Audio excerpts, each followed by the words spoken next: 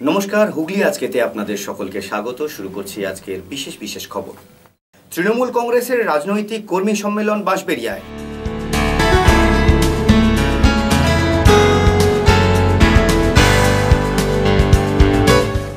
আদালতের নির্দেশকে বুড়ো আঙুল দেখিয়ে চলছে ইটভাটা বিপাকে সিঙ্গুরের আম চাষি।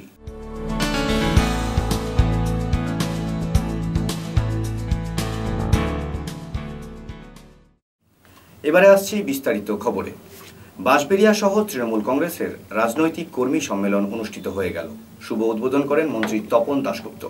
বাঁশবেড়িয়া শহর তৃণমূল কংগ্রেসের উদ্যোগে কর্মী সম্মেলন অনুষ্ঠিত হয়ে গেল বাঁশবেড়িয়া ফুটবল ময়দানে। প্রধান বক্তা হিসাবে উপস্থিত ছিলেন তৃণমূল কংগ্রেসের সর্বভারতীয় সহ সভাপতি মুকুল রায়। পাশাপাশি উপস্থিত ছিলেন মন্ত্রী তথা স্থানীয় বিধায়ক তপন দাশগুপ্ত, মন্ত্রী অসীমা পাত্র, হুগলি জেলা পরিষদের সভাধিপতি শেখ মেহবুব রহমান, বাঁশবেড়িয়া শহর তৃণমূল কংগ্রেসের সভাপতি অমিত ঘোষ, কার্যকরী সভাপতি দেবরাজ পাল, বাঁশবেড়িয়া পুরসভার পুরপ্রধানা অরিজিতা শীল সহ শহর তৃণমূলের নেতৃত্বরা। সভামঞ্চ থেকে কর্মীদের উদ্দেশ্যে বক্তব্য রাখেন মুকুল রায়। তবে জমায়েত দেখে সেভাবে খুশি হননি তিনি। কিন্তু অমিতের কাছে আমার একটা প্রশ্ন আছে।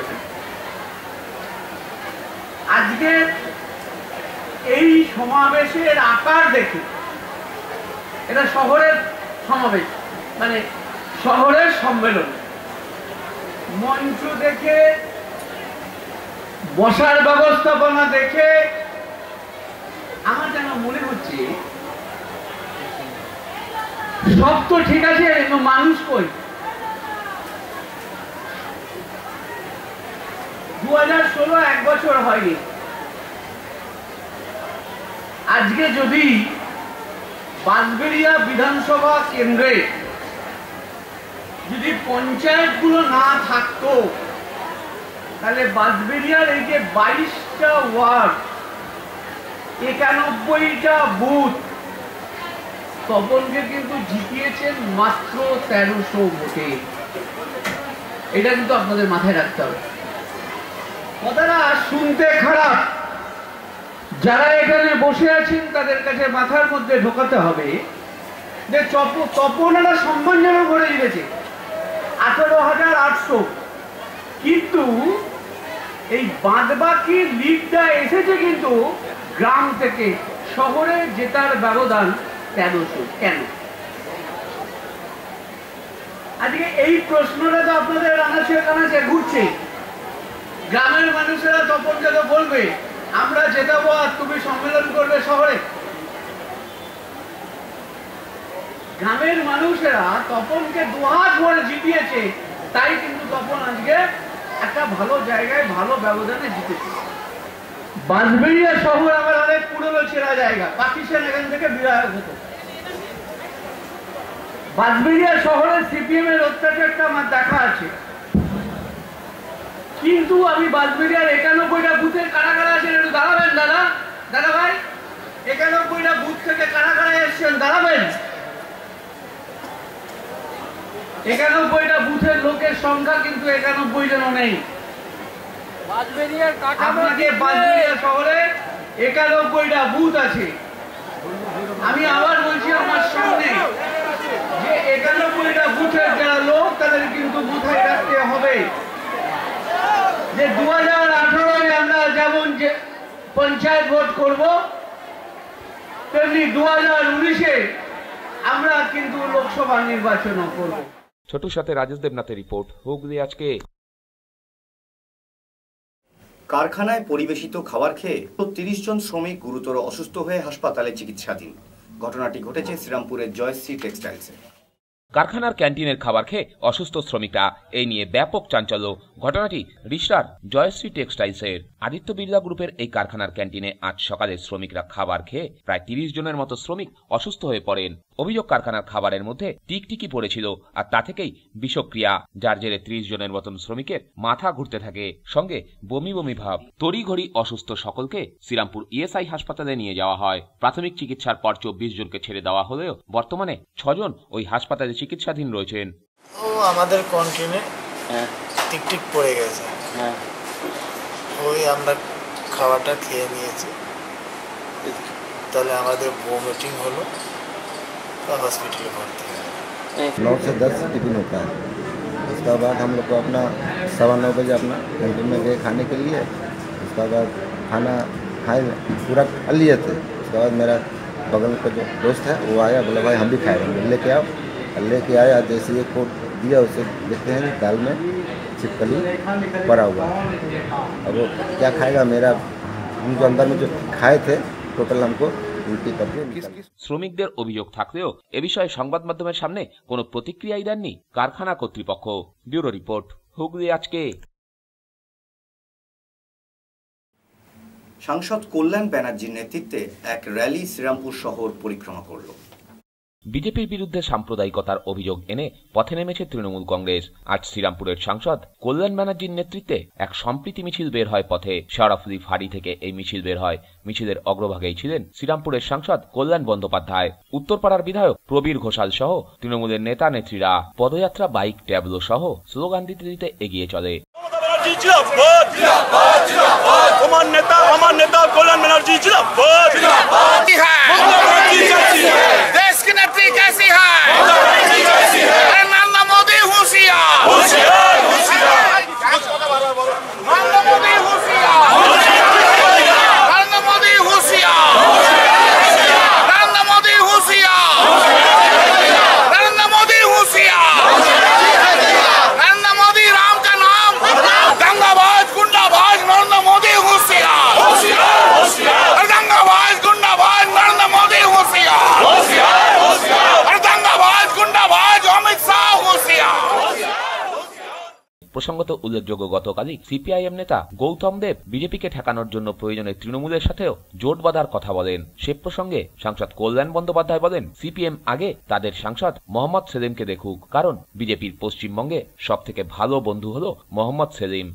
জানি না, ওদের মোহাম্মদ সেলিম তো এখন বিজেপির সবচেয়ে বড় কাছের লোক হয়ে গেছে। ওদের গৌতমরা আগে নিজেরা ঠিক করুক ওদের দলে কে কার সঙ্গে থাকবে। ওদের দলের সবচেয়ে বড় বন্ধু হচ্ছে মোহাম্মদ সেলিম, হচ্ছে বড় বন্ধু কেউ নেই। অতএব আগে ওরা নিজেরা ঠিক করুক। মমতা বন্দ্যোপাধ্যায় তো অনেক আগেই বলেছে, ওদের জাগরণ হয়তো এখন হচ্ছে, কিন্তু মমতা বন্দ্যোপাধ্যায় তো আজ থেকে 1 বছর আগেই বলেছে বিজেপিকে রোখার জন্য সমস্ত বিরোধী শক্তিকে সঙ্গে আমরা চলতে চাই, তারা এগিয়ে থাকুক, আমরা সঙ্গে আছি। আমরা কে রাজা হবে সেটা আমাদের দেখার দরকার নেই, কিন্তু আমরা সঙ্গে আছি, মমতা বন্দ্যোপাধ্যায়ের সঙ্গে আছে। নরেন্দ্র মোদীকে হাঁটাতে হবে, যারা ধর্মের ভিত্তিতে রাজনীতি করে, যাদের ধর্মটাই হচ্ছে ফান্ডামেন্টাল পলিটিক্সের সরকারে থাকার, তাদেরকে সরিয়ে দিতে হবে। এদেশ সবাইকার দেশ, এদেশ হিন্দুর দেশ, এদেশ মুসলিমের দেশ, এদেশ খ্রিস্টানের দেশ, এদেশ বৌদ্ধের দেশ। অতএব যারা ধর্মের ভিত্তিতে শুধু থাকতে চাইছে তাদের বিরুদ্ধে এক কাট্টা হয়ে আমাদের সবাইকে লড়াই করতে হবে, সমস্ত রাজনৈতিক দলকে লড়াই করতে হবে। এই আহ্বান মমতা বন্দ্যোপাধ্যায় অনেকদিন আগে দিয়েছে। কালকে গৌতম দেব কি বলেছে না বলেছে আমি জানি না, তবে এইটুকু বলছি, বিজেপির সবচেয়ে বড় বন্ধু যদি কেউ থাকে পশ্চিমবাংলায়, তার নাম হচ্ছে মোহাম্মদ সেলিম। অন্যদিকে চারিদিকে যখন দিলীপ ঘোষ একের পর এক আক্রমণ করছে তৃণমূল নেত্রী তথা তৃণমূল কংগ্রেসকে, তখন সেই ভারতীয় জনতা পার্টির রাজ্য সভাপতি দিলীপ ঘোষকে কোনো আমলই দিলেন না কল্যাণ বন্দ্যোপাধ্যায়। ওকে আমি কোনো কাউন্টই করি না, ও রাজনীতিকে ওকে আমি কোনো কাউন্ট করি না, ওর সম্বন্ধে কোনো কমেন্ট চাইতে যাবেন না। আমি ওকে কোনো কাউন্টই করি না। না, উনি বারবার বলছেন যে এখনো ওনার অন্নপ্রাশন হয়নি, এখনো আগে অন্নপ্রাশন আগে ওনার অন্নপ্রাশন হোক, প্লে স্কুল ছেড়ে যখন আসবে তারপর কথাবার্তা আপনাদের। কল্যাণবাবু বলেন, দিলীপ বাবুর এখনো অন্নপ্রাশনই হয়নি। ব্যুরো রিপোর্ট, হুগলি আজকে। আদালতের নির্দেশকে অমান্য করে ইটভাটা চলছে রমরমিয়ে। ভাটার ধোঁয়ায় ক্ষতিগ্রস্ত হচ্ছে আমের ফলন, বিপাকে চাষিরা। ইটভাটার চিমনির কালো ধোঁয়ায় গাছের আম পুড়ে নষ্ট হওয়ায় বিপাকে পড়েছেন সিঙ্গুরের আম চাষিরা। ব্লক প্রশাসন থেকে জেলা প্রশাসনকে ইটভাটা বন্ধ করার আর্জি জানিয়েও কোনো ফল মিলছে না বলে অভিযোগ এলাকার আম চাষিদের। বিভিন্ন দপ্তরে অভিযোগ জানিয়ে কোনো সুরাহা না মেলায় বাধ্য হয়ে নবান্নে মুখ্যমন্ত্রীকে জানিয়েছেন সিঙ্গুরের আম চাষিরা। কৃষক আন্দোলনের আঁতুড়ঘর সিঙ্গুর। দীর্ঘ 10 বছর চাষের জমি ফেরতের দাবিতে আন্দোলন করে সুপ্রিম কোর্টের নির্দেশে জমি ফেরত পেয়ে চাষাবাদ শুরু করেছেন সিঙ্গুরের কৃষকরা। সেই সিঙ্গুরের আম চাষিদের সমস্যার সমাধানে কোনো হেলদোল নেই প্রশাসনের। ফলে আলু অথবা ধান চাষিদের মতো আগামী দিনে সিঙ্গুরের আম চাষিদের আত্মহত্যা করা ছাড়া আর কোনো পথ থাকবে না বলে ক্ষোভ প্রকাশ করেছেন চাষি ভাইরা। সারা বছরের মধ্যে একটিই ফলন সিঙ্গুরের বাগডাঙ্গা ছিনামোড় গ্রাম পঞ্চায়েতের কয়েক হাজার আম চাষির। এক বছর ছাড়া ছাড়া এই আম চাষ করে বাড়তি মুনাফার আশায় দিন গোনে এই এলাকার আম চাষিরা। এই পঞ্চায়েতের নান্দা, হাকিমপুর, ছিনামোড়, ছুটিপুর সহ বিভিন্ন এলাকায় বিভিন্ন প্রজাতির আম চাষ করে চাষিরা। আম ছাড়া লিচু চাষ হয় এই এলাকাগুলিতে। অভিযোগ, এলাকায় 8টি ইটভাটার চিমনির কালো ধোঁয়ায় গাছের আম পুড়ে নষ্ট হয়ে যাচ্ছে। আম পরিপুষ্ট হওয়ার সময় ইটভাটায় ইট পোড়ানোর সময় চিমনি দিয়ে যে কালো ধোঁয়া বের হয় তাতে আমের বোটার নিচে পুড়ে কালো রঙের দাগ দেখা যায়। ফলে সেই আম পাকা হলেও তার স্বাদ ও গুণগত মান খারাপ হওয়ায় বাজারে তার কোনো চাহিদা থাকে না। এমনকি কাঁচা আম বিক্রি করার জন্য কোনো ক্রেতা সেই আম কেনে না। ফলে গাছের আম শুকিয়ে মাটিতে পড়ে নষ্ট হচ্ছে। বাম জমানায় 2006 সালে এই এলাকায় কৃষকরা আন্দোলনে গর্জে উঠেছিল। সে সময় হাইকোর্টে জনস্বার্থ মামলা দায়ের করা হয়েছিল। কোর্টের রায় ছিল আমের ফলনের সময় 3 মাস ইটভাটা বন্ধ রাখতে হবে। সে সময় আম নষ্ট হওয়ায় এলাকার আম চাষিদের ক্ষতিপূরণ দিয়েছিল ইটভাটার মালিকরা। কিন্তু বর্তমানে সেই নির্দেশকে বুড়ো আঙুল দেখিয়ে এলাকায় কয়েকটি ইটভাটা চালু রাখায় বিপাকে পড়েছে আম চাষিরা। পঞ্চায়েত থেকে সরকারিভাবে প্রতিটি ইটভাটাগুলিকে বন্ধ করার নির্দেশ জারি করা হলেও তা মানছে না বলে অভিযোগ এলাকার আম চাষিদের। এই 2 থেকে 2.5 কিলোমিটারের মধ্যে 8খানা ইটভাটা আমরা DM, district land office, BDO, BLR, BDO, অঞ্চল সদস্যদের সমস্ত জনকে আমরা দপ্তরে চিঠি পাঠিয়েছি। এটা কয়েক বছর ধরে পাঠিয়ে আসছি, কিন্তু অঞ্চল এখান থেকে স্টেপ নিয়ে সামান্য জাস্ট একটা নোটিশ পাঠায়, সেই নোটিশকেও কোনো মান্য করছে না এরা সমস্ত রিসিভ কপি আমরা রেখে দেওয়া সত্ত্বেও, ভাটাওয়ালাদেরকে জানাবার সত্ত্বেও এরা কিন্তু কোনো কেউ গ্রাহ্য করছে না। এরা ভাটা এখনো পর্যন্ত ভাটা এরা চালিয়ে যাচ্ছে। আম পুড়ে নিচেগুলো কালো পিচ হয়ে গেছে।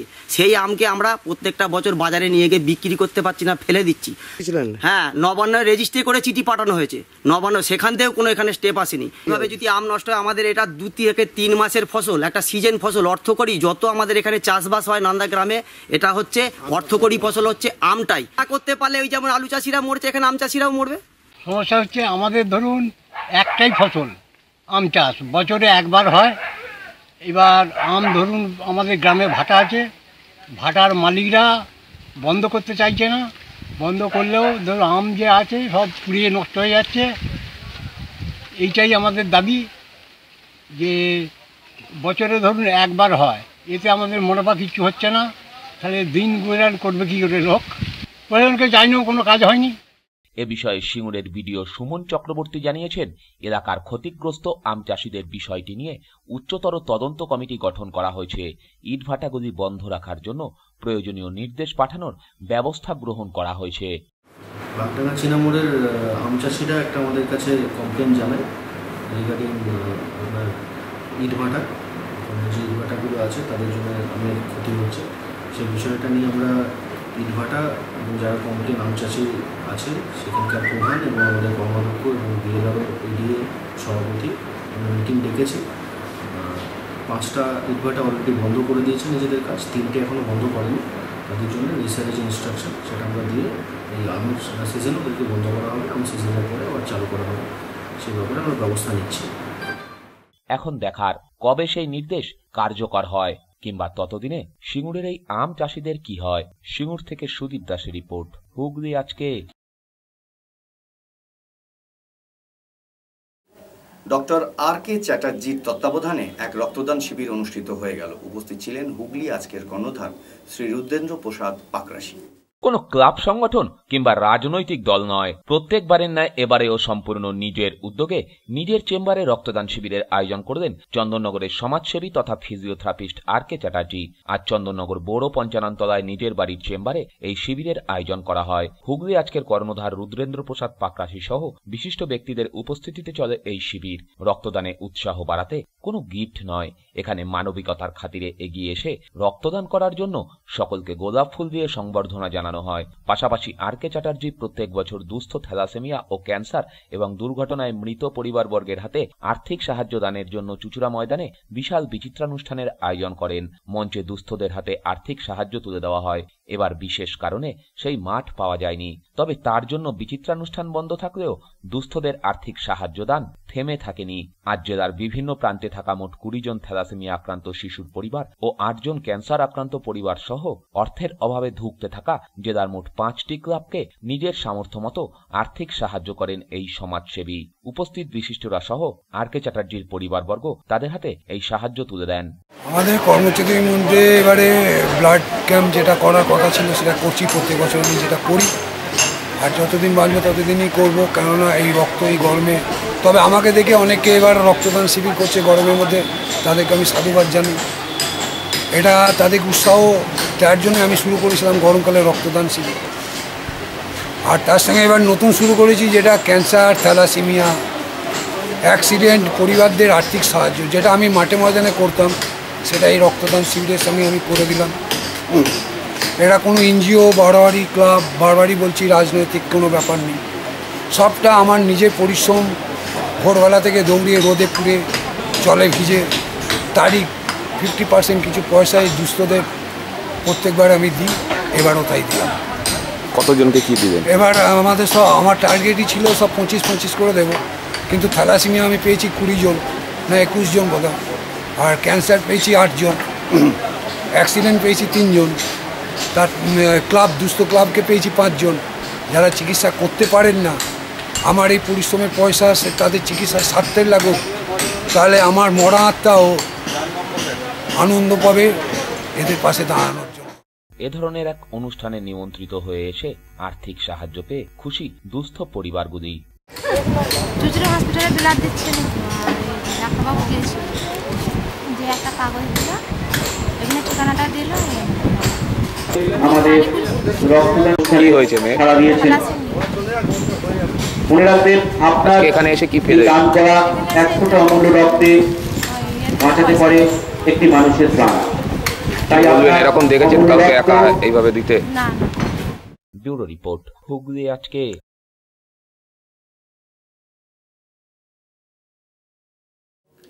বিশিষ্ট ক্রীড়ামনোবিদ ডক্টর দীনানাথ চক্রবর্তীর উপস্থিতিতে চুচুড়া ডিউক ক্লাব এবং চিনসুরা সুইমিং ক্লাবের শিক্ষার্থীদের নিয়ে এক সম্মেলন অনুষ্ঠিত হল। বিশিষ্ট ক্রীড়া মনোবিদ ডক্টর দীনানাথ চক্রবর্তী কলকাতায় এসেছেন। এ খবর পাওয়ার পরই যোগাযোগ করা হয় চুচুড়া ডিউক ক্লাবের পক্ষ থেকে। Chuchura Duke club, Chinsurah swimming club এবং হুগলি চুচুড়া পুরসভার সিআইসি গোবিন্দ দাশগুপ্তের আবেদন না রেখে পারেননি দীনানাথ বাবু। তাদের কথা মতো চুচুড়া এসে চুচুড়া ডিউক ক্লাবের এবং চিনসুরা সুইমিং ক্লাবের শিক্ষার্থীদের প্রশিক্ষিত করে গেলেন। এদিন এই দুই ক্লাবের কয়েকশো খুদে খেলোয়াড় ডিউক ক্লাবে এসে উপস্থিত হন। তাদের উদ্দেশ্যে একটি সেমিনারের আয়োজন করা হয়। মূল বক্তা ডক্টর দীনানাথ চক্রবর্তী। নিজের মনকে নির্দিষ্ট জায়গায় রেখে আগামী দিনে কিভাবে খেলাধুলার মাধ্যমে নিজেকে প্রতিষ্ঠিত করা যায় সে বিষয়ে বক্তব্য রাখেন দীনানাথ বাবু। এই সেমিনার প্রসঙ্গে ডিউক ক্লাবের পক্ষ থেকে জানানো হয়, আমাদের এই ডক্টর মৃণাল চক্রবর্তী নাম, ইনি হচ্ছেন স্পোর্টস সাইকোলজিস্ট। ভারতবর্ষের প্রথম 5 জনের মধ্যে উনি এখন বর্তমানে একজন। উনি ইন্ডিয়ান হকি টিমের সঙ্গে যুক্ত আছে, ইন্ডিয়ান টেবিল টেনিস টিমের সঙ্গে যুক্ত আছে, সিনিয়র এবং জুনিয়র, এবং কাবাডি টিমের সঙ্গে এবং আরও বিভিন্ন স্পোর্টসের সঙ্গে উনি যুক্ত আছেন। উনি আজকে 8 দিনের জন্য কলকাতায় এসছেন। বর্তমানে আমরা খুব আনন্দের সহিত জানাচ্ছি উনি চুচুড়ারই বাসিন্দা। উনি এককালে রেলে চাকরি করতেন, এখন উনি কাস্টমস আছে, এখন উনি এইটা নিয়েই থাকেন অ্যাকচুয়ালি। এবং ওনার হাত থেকে আজকে বহু অলিম্পিক মানে ন্যাশনাল ইন্টারন্যাশনাল লেভেলের প্লেয়ার উঠেছে। তা আমি কিছুদিন আগে জানতে পারি যে ও চুচুড়া শহরে এসেছে। তখন আমি ডিসাইড করি যে চিনসুরা সুইমিং ক্লাবে বসে যে আমি ওকে এনে আমরা একটা সেমিনার করব, যে ডিউক ক্লাব এবং চিনসুরা সুইমিং ক্লাবের উদ্যোগে। এবং সেই মতন আমরা গোবিন্দ দাশগুপ্তকে সঙ্গে নিয়ে আমরা এই একটা আলোচনা করে আমরা তাকে আজকে ডিউক ক্লাবে এই আয়োজনটা করেছি। 2টো ক্লাবের তরফ থেকেই আয়োজনটা করে, এবং আমি আজকে খুব ভালো সাড়া পেয়েছি। এবং আমি খুব আনন্দের সহিত চুচুড়োর বাসিন্দাদের জানাচ্ছি যে আপনারা আমাদেরকে সহযোগিতা করুন। আমরা table tennis, loan tennis, swimming, driving আমরা আরও উঁচুতে যেতে চাই। আমাদের সঙ্গে আছে, আপনাদের খেলাধুলার ব্যাপারে কোনো সমস্যা নিয়ে থাকলে আমরা যাব। এবং আমাদের তরফ থেকে চুচুড়াবাসীর তরফ থেকে আমাদের সুইমিং ক্লাব এবং চিনসুরা ডিউক ক্লাবের তরফ থেকে আমি মৃণাল চক্রবর্তীকে অশেষ ধন্যবাদ জানাই। ব্যুরো রিপোর্ট, হুগলি আজকে। এবারে আসছি আবহাওয়ার খবরে। আজ হুগলি জেলার সর্বোচ্চ তাপমাত্রা ছিল 39 ডিগ্রি সেলসিয়াস এবং সর্বনিম্ন তাপমাত্রা ছিল 23 ডিগ্রি সেলসিয়াস। বাতাসে আপেক্ষিক আর্দ্রতার সর্বোচ্চ পরিমাণ ছিল 91%, বৃষ্টিপাত হয়নি। শেষ করার আগে দেখে নেব আজকের খবরের বিশেষ অংশ আরও একবার। তৃণমূল কংগ্রেসের রাজনৈতিক কর্মী সম্মেলন বাঁশবেড়িয়ায়।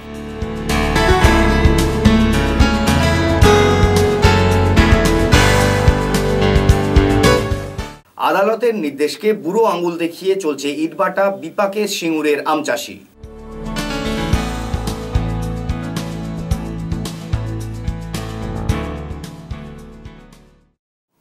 এখনকার মতো খবর এই পর্যন্তই। প্রত্যেকদিন রাত 8টায় ইন AMBC-তে দেখুন হুগলি আজকে।